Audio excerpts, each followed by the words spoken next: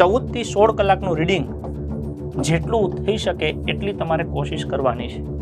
હવે એ દરમિયાન આ મોર્નિંગનો સમય છે, એમાં જે વિષય તમને અઘરા લાગતા હોય, માની લો કે તમને ગણિત અઘરું લાગે છે કે રિઝનિંગ અઘરું લાગે છે, કોઈ બી વિષય અઘરું લાગે છે, તો કે એ લઈ શકો. અથવા તો મારી દ્રષ્ટિએ તો કે અહીંયા 8 થી 12માં તમે રિઝનિંગ લઈ લો.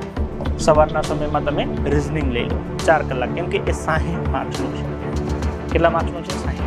પછી આ બપોરે 3 થી 7 વાળો જે પોર્શન છે, એ 3 થી 7 વાળા પોર્શનમાં ઓકે તમારે કોશિશ એવી કરવાની થાય કે એમાં તમે ગુજરાતી, ઇંગ્લિશ અને એની સાથે સાથે કરંટ, આ 3 વિષયને, એટલે 15 ને 15 30, ઓકે, અને આ 40-45 માર્ક્સ જેવું છે એ તમારું પોર્શન થઈ જાય. જીકે નથી લેતા, ખાલી કરંટ લઈએ છીએ, એટલે 45 માર્ક્સનું તમારે આ દરમિયાન થઈ જાય.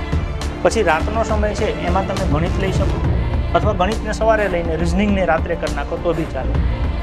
ગણિતની સાથે તમારે જનરલ અવેરનેસ એટલે કે જીકે આ પોર્શન લેવો પડે. અને બાકીના જે સમય છે એને તમારે રિઝર્વ રાખવાનું છે પુનરાવર્તન માટે. ડેઈલી 2 કલાક તો પુનરાવર્તન કરવાના જ છે. પેલું એક અઠવાડિયું તમારે એવું લાગશે કે કન્ટેન્ટ તૈયાર કરો છો, અથવા તો માની લો કે ઘણા લોકો એવા છે કે જેનું કન્ટેન્ટ ઓલરેડી તૈયાર છે, તો દિવસના માની લો બપોરે રાખો તો વાંધો નહીં, રાત્રે રાખો તો વાંધો નહીં, 2 કલાક ફરજિયાત પુનરાવર્તન. સોમથી શનિ છે એ ભણવાનું થાય, અને રવિવારે છે એ પુનરાવર્તન પ્લસ પેપરની પ્રેક્ટિસ. કે 150 માર્ક્સનું પેપર આપણા હાથમાં આવે તો એ પેપરને આપણે કેવી રીતે સોલ્વ કરીએ, જે કન્ટેન્ટ આપણે ભણીએ છીએ એ આપણા માટે કેવી રીતના અગત્યનું થાય છે. તો આ મેથડથી તમારે 14 કલાક સેટ કરવા પડે.